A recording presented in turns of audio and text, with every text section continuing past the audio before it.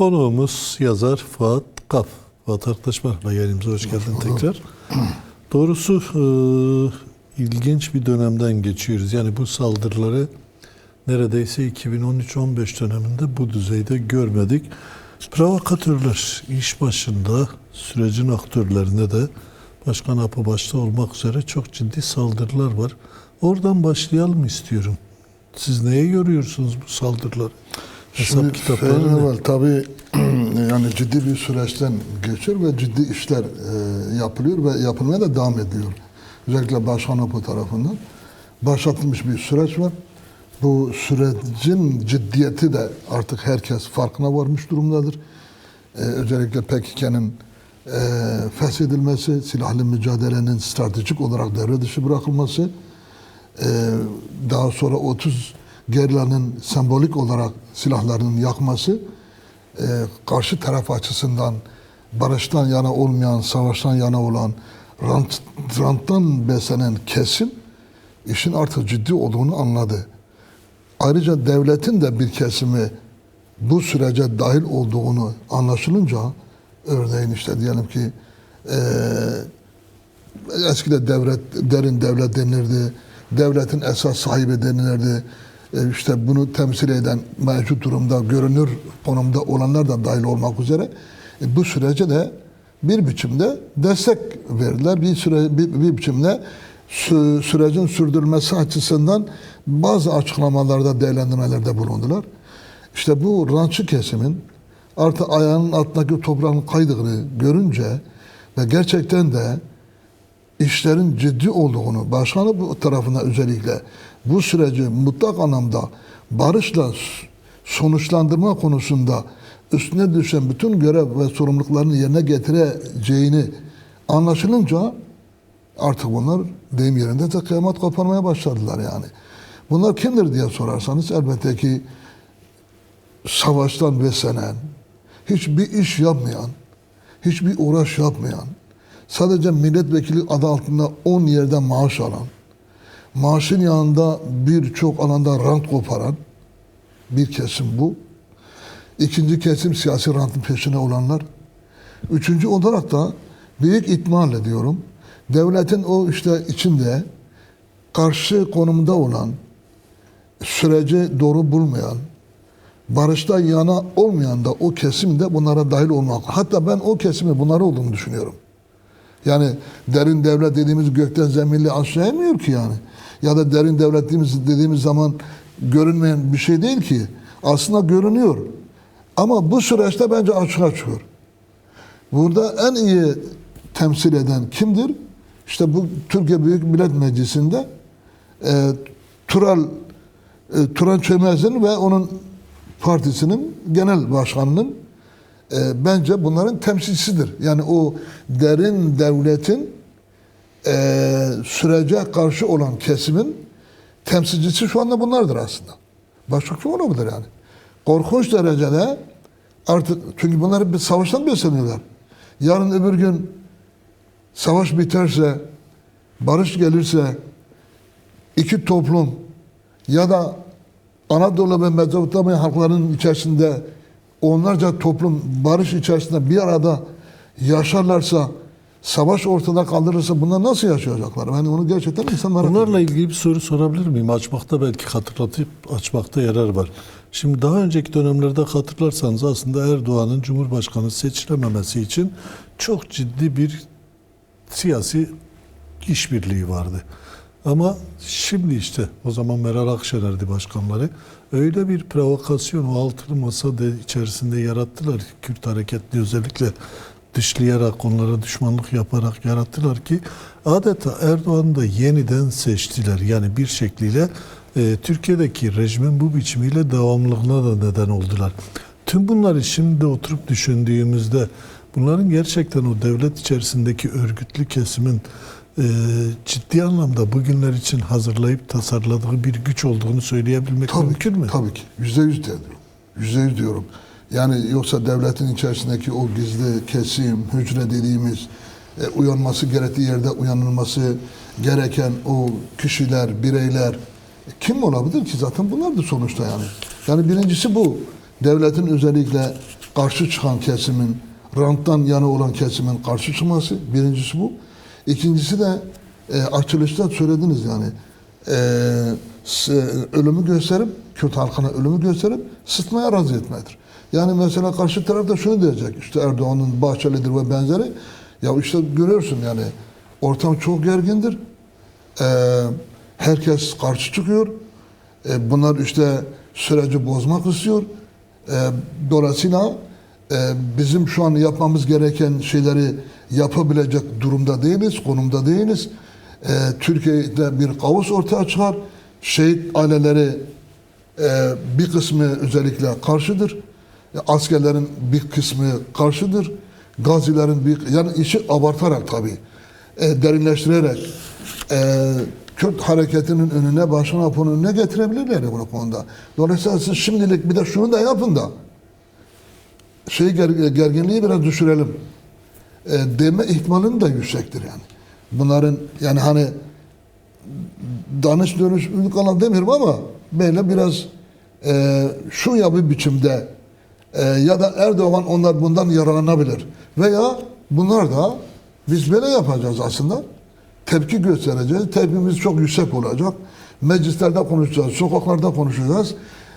Hakaret edeceğiz her konuda. Siz de bastırın.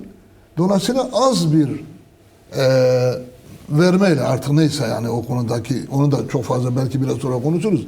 Verme neyse onu az bir şey onları da tatmin etmezsin ama şu ya bir biçimde böyle bir yaklaşım gösterin ki bu sorunu peki, o dediğiniz... şöyle sonuçlandıralım. Özetle bastıralım, ölümü gösterelim, sıtmaya kabul ettirelim. Bu dediğiniz siyaset önemli. yürütülüyor olabilir. Bu dediğiniz önemli, onu tekrar konuşalım ama bunları yaparken çok ciddi bir çarpıtma içerisinde olduğu da gözlenir bunları. Yani Sayın Pervin Buldan geçtiğimiz günlerde bizzat bizim televizyonda Sayın Öcalan'ın basın içerisindeki veya bazı siyasi partilerdeki bu tartışmalardan rahatsız olduğunu ifade etti. Ama hepsi aynı anda birden düğmeye basılmış gibi, evet.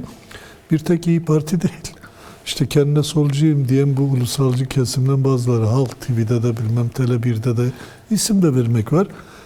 Başladılar Pervin Hanım'ın tüm söylemlerini çarpıtmaya ve Sayın Öcalan'ın, Başkan Apo'nun tutup onları tehdit ettiğine dönük bir algı yaratmaya. Yani bu kadar açık bir yalan üzerinden kurguladıkları bu girişim gerçekten 200'lüğün daniskası değil mi? Yani sonuçta barış sürecine bir anlamda benzin döküp üstüne de körükle ateşi büyütmeye çalışıyorlar. Dün akşam Halk TV'de şey vardı, bu Barış denilen bir gazeteci var. Hı hı. Barış bilmem ne, Urfalıdır o da. Büyük ihtimalle ya Kürttür ya da Arap'tır yani o. Kürt olma ihtimali daha yüksektir yani. Ya da bir taraf Arap, bir taraf Kürt. Genellikle Urfa'da falan öyle oluyor yani. Arapların da yaşadılar, Kürtlerin de yaşadılar. Aslında ne olduğu da ama ben şunu değil için söylüyorum yani. Şunun için söylüyorum yani. Korkunç bir üslup kullanıyor. Ben başta beri bu haliyle barışın yürümeyeceğini, bu tarzda sorunun çözülemeyeceğini ben hep söyledim. Şimdi söylüyorum. Söylemeye devam edeceğim. Yani korkunç, sanki orada oturmuş aslında Turan Çömez'in başka bir versiyonu. Gazeteci versiyonudur aslında. Mesela insan düşünüyor ya,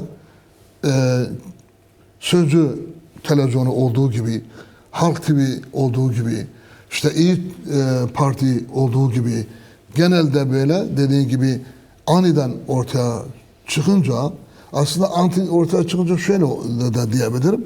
Şimdi bakıyor ki Başkan Apo bu konuda ısrarlıdır.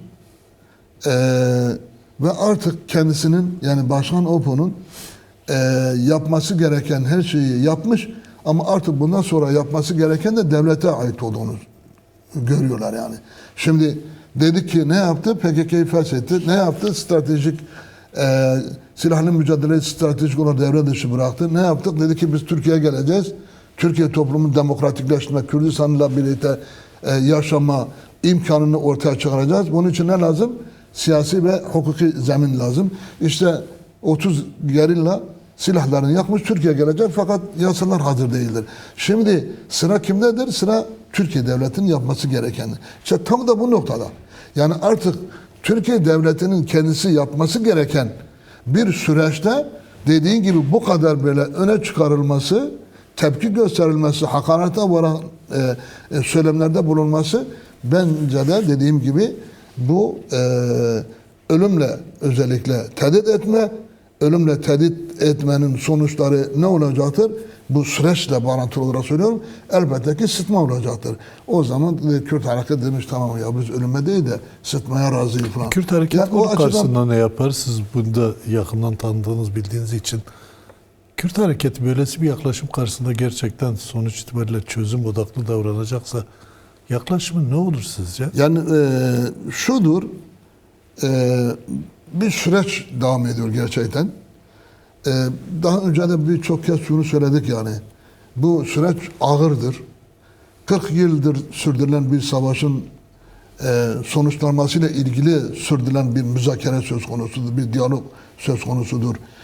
Devletin özellikle bu konuda parçalı olması, tek düşünceye sahip olması, Kemalist hareketin farklı düşünmesi, hatta Kemalist hareketin içerisinde de bölünmelerin, parçalarının olması, CHP'ye dönük işte yapılan uygulamalar, bu uygulamalardan hareketle hep içe dönük siyaset yapması doğal olarak ileri geri gelme bir süreç bağlamında ele almak mümkündür yani bu konuda. Kürt hareketi aslında böyle bir şey yoktur yani. Başladığı gibi devam ettiriyor, devam ettiği gibi de sürdürüyor bu konuda. Mesela tartışıyorlardı işte PKK Başkan Apo'yu kabul etmeyecek, işte aldığı kararları doğru bulmayacak, karşı çıkacak, isyan edecek, parçalanacak, bölünecek gibi yaklaşımlar var değil mi? Sonuçta ne oldu? 12. Parti Kongresi'nde Başkan Apo bizim için baş müzakerecidir. Dolayısıyla almış olduğu kararların hayata geçirilmesi için biz kongremizi yapıyoruz. Ama bunun hayata geçirebilmesi için de Başkan Apo'nun da bırakılması gerektiğini söylediler. Fiziki olarak bırakılması gerekiyor. Yani 3 madde eline alınmıştı kongrede. Şimdi Başkan Apo tarafından ya da Kürt Hareketi tarafından deyim yerine tıkır tıkır gidiyor yani. Herhangi bir engel söz konusu değil. Fakat devlet açısından sorun var bu konuda. Parçalı, farklı, kabul etmeyenler, kabul edenler de kerhal kabul edenler ama daha çok da Kürt hareketini ve Başkan Apo'nun mümkün oldukça herhangi bir ortam oluşturmadan yani hukuki ve siyasi alan oluşturmadan Başkan Apo'nun önünü tamamen açması ve deyim yerindeyse teslim olmasını isteyen bir yaklaşım, bir zihniyetten bahsediyoruz. Bak çok açık söylüyorum. Çok denediler bunu ama. Yani Başkan şunu olmadı. söylüyor. Başkan şunu söylüyor. Çok açık ve net söylüyor yani. Diyor ki ben teslim olmuş bir insan değilim. Benim hareketim, benim partim yenilmiş bir hareket ve parti değildir. Gerilla savaşta yenilmiş, iradesi kırılmış bir gerilla da değildir demiş. Ben eski gücümü de koruyarak hatta daha da ileri giderek mesela 2026'da çok daha büyük bir savaşa neden olabilecek altyapı çalışması da söz konusu olduğunu söylediler yani bu konuda. İşte PKK'nın yetkililerinin açıklaması var yani bu konuda. Başkan Apo ne diyor? Ben engelledim bunu diyor. Çünkü ben barışta yanayım. Çünkü savaşla bu işin artık çözülemeyeceğine ben inanıyorum. Dolayısıyla teslim olmuş gözüyle, yenilmiş gözüyle bakmayacaksınız. Ben yapmam gerekenin gereklerini yerine getirdim. Yapmam gerekeni yerine getirdim. Bundan sonra benim o kongrede alınan kararların hayata geçirebilmesi için benim fiziki olarak özgür olmam gerekiyor. Fiziki olarak özgür olmam gerekiyor. Zaten kongrenin 3. maddesi yani 1. ve 2. maddenin hayata geçirebilmesi için 3. maddenin gerçekleşmesi gerekiyor. Tabii Sayın Öcalan'ın bu süreci yönetebilmesidir. Başkanın Doğrudur. tanı olması gerekiyor. Çıkması gerekiyor, özgür olması gerekiyor. Başkan diyor ki bu olmasa ben burada Rojava'ya tek bir söz söyleyemem. Biraz sonra belki oraya geliriz. Tek bir söz söyleyemem diyor. Mümkün değil diyor. Orada diyor katliam söz konusu oldu ve benzeri yani onu sonra geleceğim de onu geçiyorum. Dolayısıyla şimdi artık sıra deyim yerindeyse devlete gelmiş. Peki. Devlet bunun gereklerini yerine getirecek. İşte bu çömezler ve etrafındakiler bence giderek daha da sesini yükselteceklerdir. Çünkü tık atmasını istiyorlar. engel olmaya çalışıyor. Başkan yine aynı şeyi söylüyor. Ya bunun aslında başkan bir yıl önce söylüyor. Diyor ki bu sorunu bir an önce çözmemiz gerekiyor. Değil mi? Uzadıkça Yani bir siyasi ve karşı. hukuki ortamın oluşması gerekiyor. Yoksa ileriki süreçte karşı çıkanlar olacaktır. Tepki gösterenler olacaktır. Hatta belki darbe de olur. Evet. Yani çünkü Türkiye'de böyle bir potansiyel söz konusudur. Kürt sorun dediğin zaman, Başkan Abu dediğin zaman, Gerilla dediğin zaman, PKK dediğin zaman korkunç derecede bir sürece ya da diyelim ki tepki gösteriyorlar. Onun için Başkan bundan hareketle dedi ki yani biz bunu bir an önce mesela niye kendisi bir an önce kısa bir zaman dilimi içerisinde PKK'nın feshedilmesi için 12. Kongre kararı aldı? Bunun için engel olacak güçler çıkacak dedi. Sadece içeride de değil dedi yani. Dışarıdan destek sunacak güçler var dedi. En son adımı en başta attı. Evet, Yani bu hala evet. tartışılıyor yani dünyanın her tarafında. Doğru. Bir ilktir ama buradan da belli ki Başkan Apo'da devlet içerisindeki güçlerin karmaşık bir ilişki içerisinde olduğunu görüyorlar. Peki tam bunları tartışırken tekrar oraya döneyim istiyorum. Süreç karşıtlarının gerçekten devlet içerisindeki yeri nedir? Bir ciddi yaklaşımdan da söz ettiniz. Hatta darbe bile olabilir dediniz. Yani öyle bir dinamik de Türkiye'de her zaman var. Vardır, Bunu biliyoruz. Bu bağlamda o süreç karşıtlarının devlet içerisindeki yerini nasıl tarif etmek mümkün? Yani bence bu açıklamalardan sonra Bahçeli'de Erdoğan'da yeniden düşünmesi gerekiyor. Barıştan yana olan devletin içerisinde bir kesimi eğer varsa, bir avuçsa, azınlıktaysa, çoğunluktaysa neyse yani bu konuda çok daha titiz, çok daha hızlı davranması gerekiyor. Yani bu süreci. Fakat başka bir şey daha var, onu da söyleyeyim. Mesela Bahçeli'nin başta beri işte belli bir tutumu vardı. Kurucu önderlikten bahsetti. Barış ve kardeşlikten bahsetti. İşte gereklerin yapılmasından bahsetti. İşte hatta şunu da söyledi yani PKK'nın feshedilmesi, silahlı mücadelenin devre dışı bırakılması bunun anlamlı olduğunu söyledi. Neredeyse Başkan Apo'ya teşekkür etti bu konuda. Yani etti değil mi? Etti. Peki daha sonraki süreçte En ne son oldu? da 27 Şubat Barış ve Demokratik Toplum çağrısı kırmızı çizgimizde Evet. dedi. Yani o sonra kadar net sonra ne ifade. oldu peki? Sonra Başkan Apo'nun bunun yetmediğini, Rojava'ya dönük de bir açıklamanın yapması gerektiğini, tıpkı PKK'de nasıl silahsızlanması gerektiğine ilişkin bir açıklama yaptıysa, Rojava'ya ilişkin de bir açıklama yapmasını gerektiğini söyledi.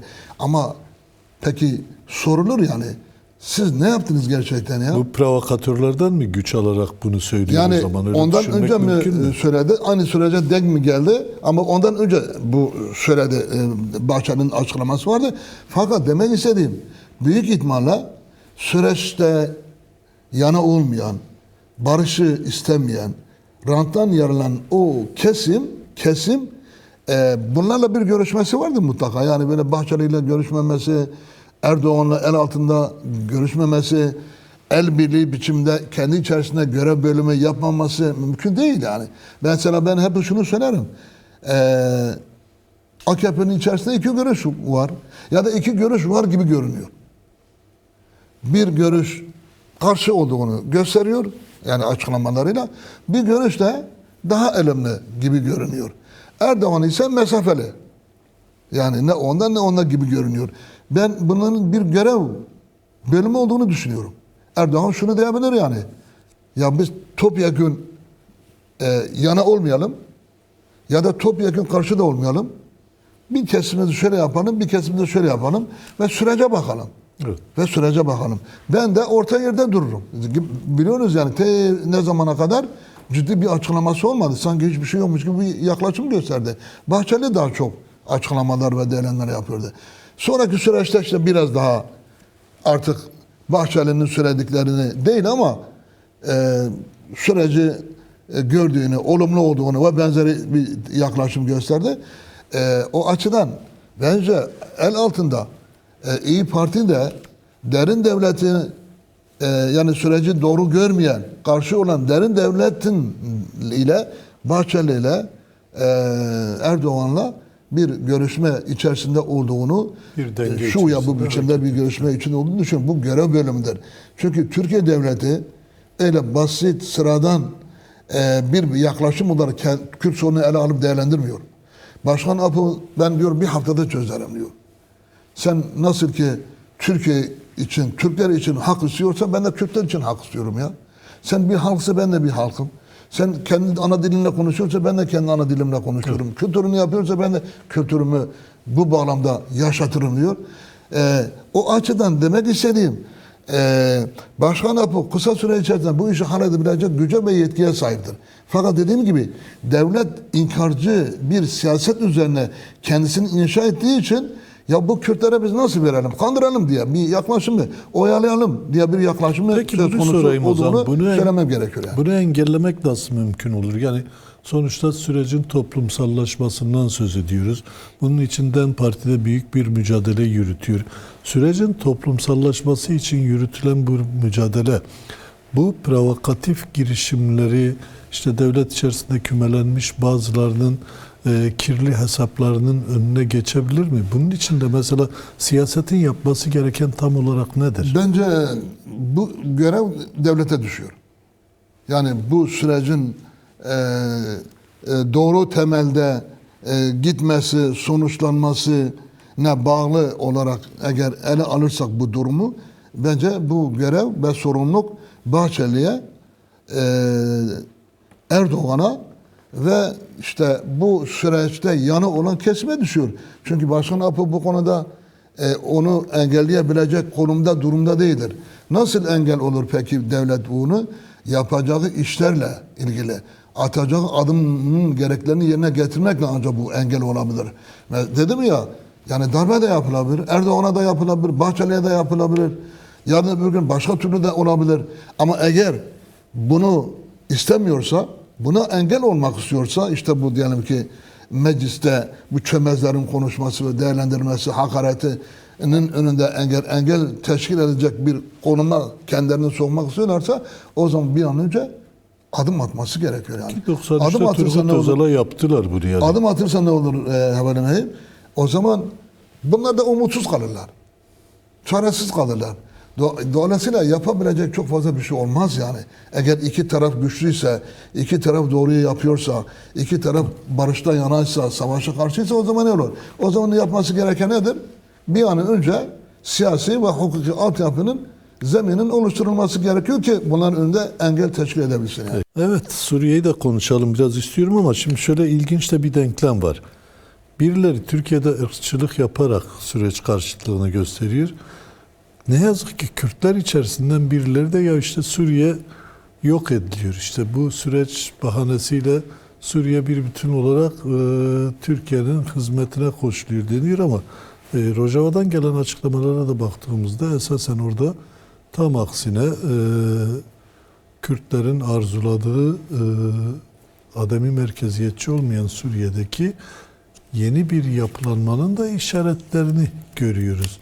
Bu İlerlemeyi siz nasıl yorumluyorsunuz? Suriye'de gerçekten tam olarak ne yaşanıyor? Yani o kafalardaki soru işaretini de giderecek bir şeyler söylemek lazım ama o konuda da biraz açıklamalar net değil. Hem Rojava üzerinden hem Şam yönetimi üzerinden pek doyurucu açıklama yapılmıyor. Belki bu da müzakerenin, diplomasinin bir yöntemi ama insanlar da dedikodu üretmeye müsait böylesi bir tablo içerisinde.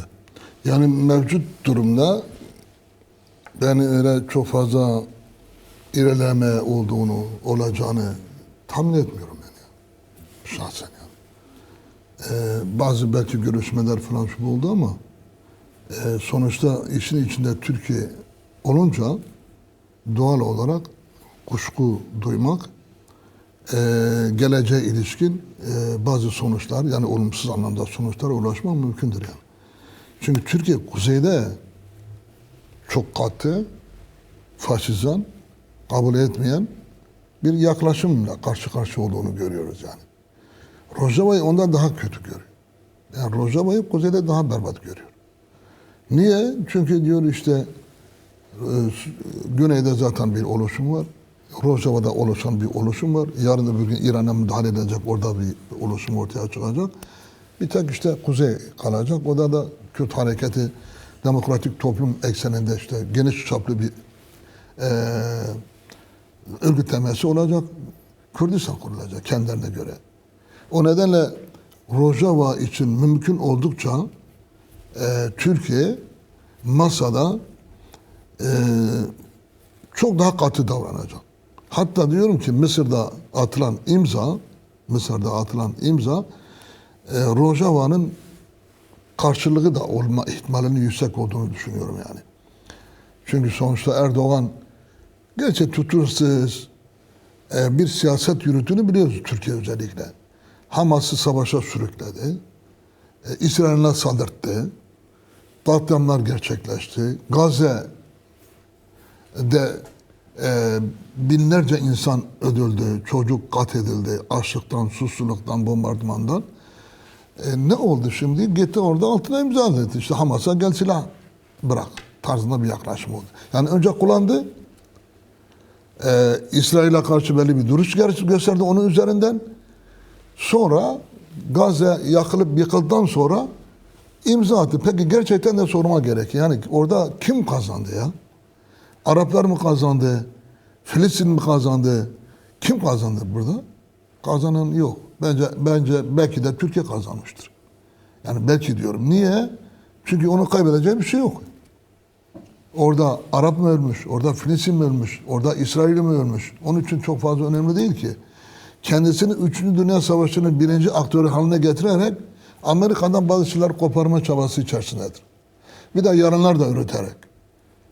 Netanyahu eğer gelmiş olsaydı diyor Mısır'da. Suriye ve Rojava ile ilgili istediklerini elde edebilir mi? Yani sizin bu Yok, dediklerinizden. edemez. Şimdi ABD'nin de bu konuda belli olan şu ki bir uzlaşı noktası. Mesela Mısır'da niye? çabası Mısır'da var. Erdoğan niye imza attı gerçekten? Neye karşılığında mesela?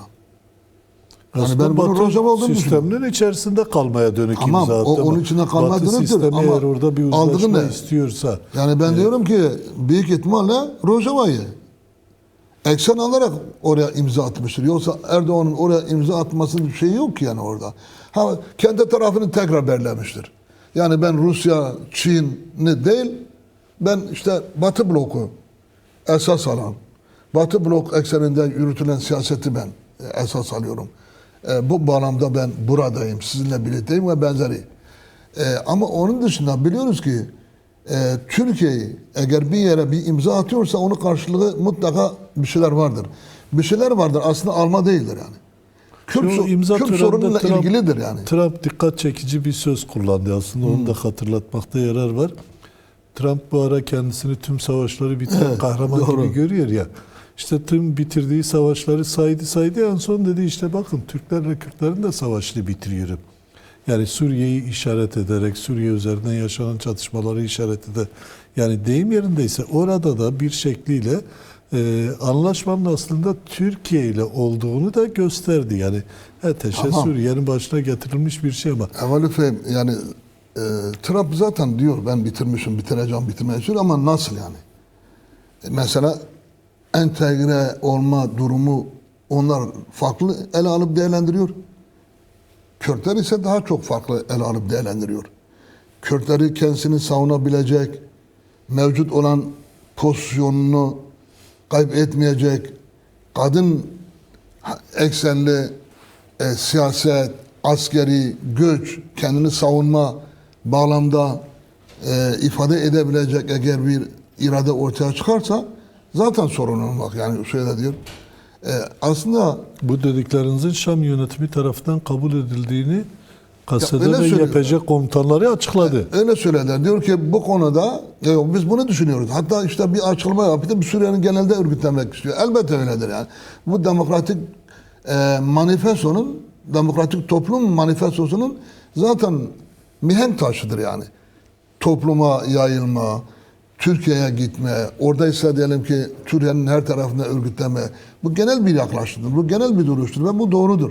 Fakat önemli olan mevcut askeri gücün yerel düzeyde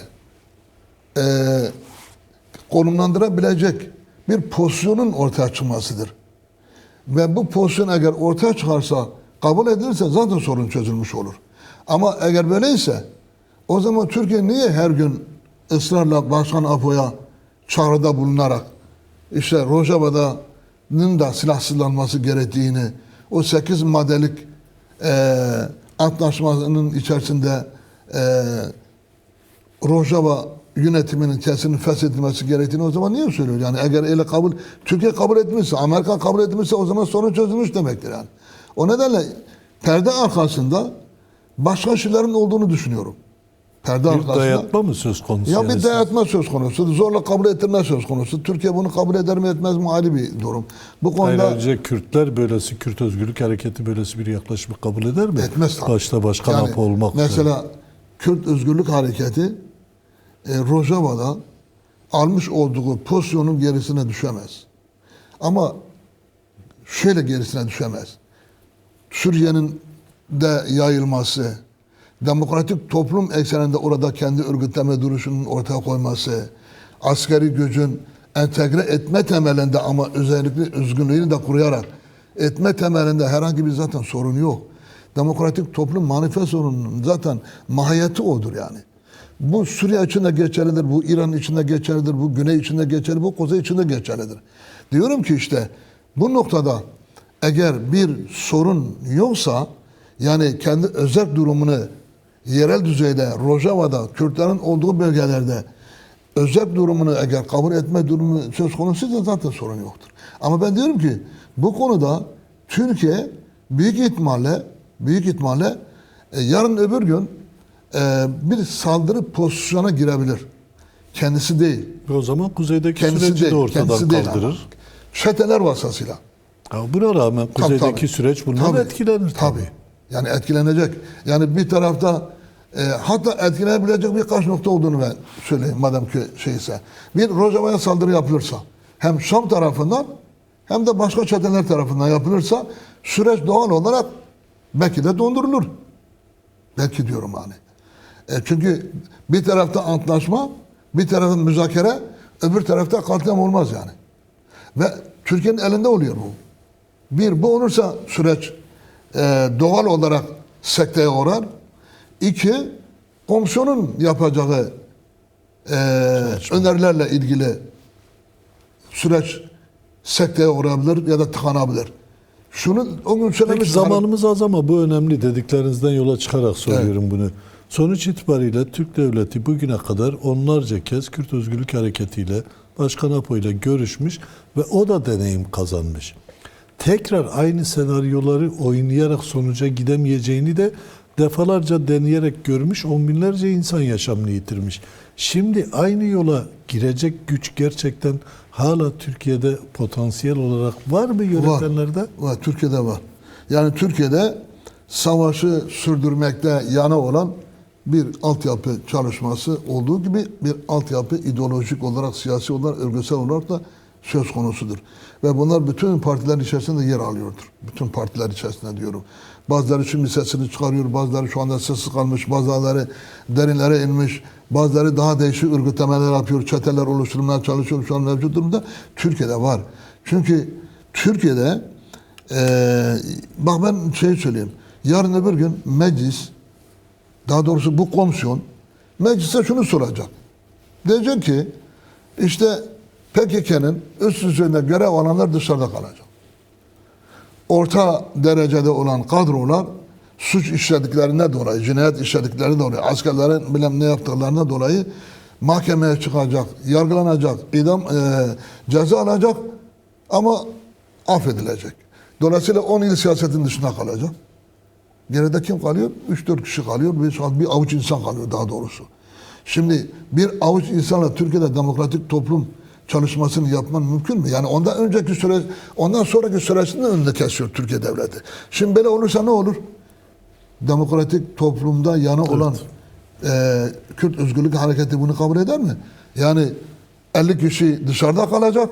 2009'da Norveç'te Oslo'da denedikleri şeydi olmadı. Evet. Yani suç sanki işlemiş de başkan şunu da söylüyor ama okulunda da yok kendisi. Ben diyor bu hareketi ben başlattım diyor. İsyanı ben başlattım. Siz benimle oturuyorsunuz, onlara da oturacaksınız. Benim siyaset yapma alanı oluşturuyorsanız onları da onlar için de oluşturacaksınız yani. ben siyaset yapacağım. Büyük ihtimalle başkan için de onu diyecekler. Yani o komisyon başkan için de öyle söyleyecek. Yani diyecek Siyaset ki, yasağıyla. tabii isyan etmiş, şunu yapmış, bunu yapmış. Türkiye toplumu çok hassastır ve benzeri. Bir sürü gerekçeleri var. Bu gerekçelerde hareketle başkan Apo'da 5 yıl siyaset yapmayacak. Dolayısıyla süreç ne olacak? Yani bunlar tabii yorumdurlar yani. Yorum, Olasılıklardır. ama esas Olur mu, olarak- olmaz mı? Ama ben zihniyet açısından, çünkü henüz daha hazmetmemiş. Yani mevcut müzakereyi sürdüren, başkanla müzakereyi sürdürenler de henüz daha süreci hazmetmemiş. Bunu Ama söylemem gerekiyor. sonuç itibariyle Kürt Özgürlük Hareketi'nin attığı adımlar, Başkan Apo'nun attığı adımlar çok samimidir ve onun da Türkiye toplumunda da bir karşılığının olacağını da görmek, inanmak gerekir. Çok teşekkürler Ben Fuat teşekkür arkadaş. Zaman ayırdınız, yayınımıza katıldınız. Sağ olun.